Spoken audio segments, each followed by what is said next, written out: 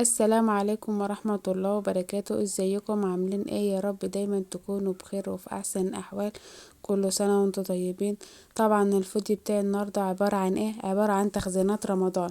طبعا كنت عاملة معاكم تخزينات رمضان اللي كنت البسلة والطماطم كنت مخزناها معاكم في فيديو قبل كده. النهاردة الفيديو بتاعي بيتكلم عن ايه؟ بيتكلم عن بطاطس وعن فراخ. طبعا انا كان عندي فراخ على السطح وكده، فطبعا دبحتها وقطعت منها كذا حاجة، ومعايا برضو البطاطس وانا بخزنها وبقول لكم على الطريقة اللي انتوا تخزنوا بها ازاي. بس عايزه اقولك على حاجه برضو، اللي مشتركش معايا في القناه يشترك معايا وتفعلوا الجرس عشان نوصلكوا كل جديد. طبعا انا جبت قش زي دوت كده. طبعا انا عامله الاوضه ديت على السطح فاضيه يعني عامه، وجبت قش زي ما انت شايفه بالشكل دوت كده وفردته اهوت. وبعد كده بقى هتجيب البطاطس وترصها عليه.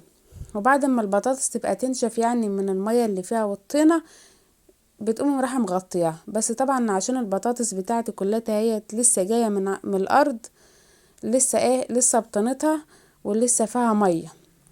ما شاء الله شايفين الواحده بوحدتها ما شاء الله. انا جايبه عامه يعني الشكاره كبيره، وجايبه الشكاره بتاعتي كبيره. الكيلو فيها الكيلو فيها ب13 جنيه ب12 جنيه، وجايبه شكاره 72 كيلو.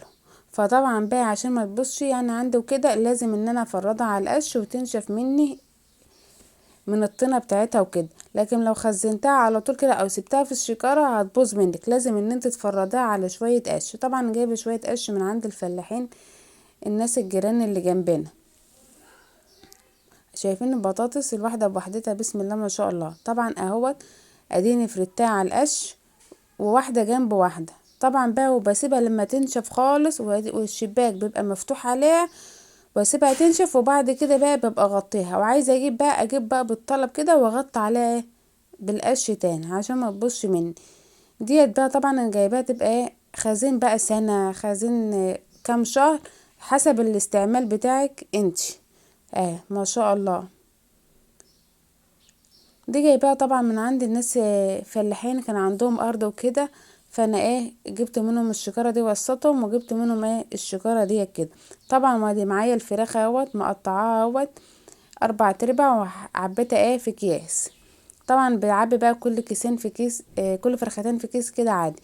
طبعا دي صدر فراخ. طبعا هعملها بانيه في فيديو برضو معاكم ان شاء الله. وادي الكبد والقوانص برضو سايباها لوحدها. والقطع الفراخ دي طبعا هقول لكم هعمل بقى هعمل بقى بيتزا ان شاء الله معاكم، بيتزا بالفراخ. ما شاء الله انا خليت من العظم يعني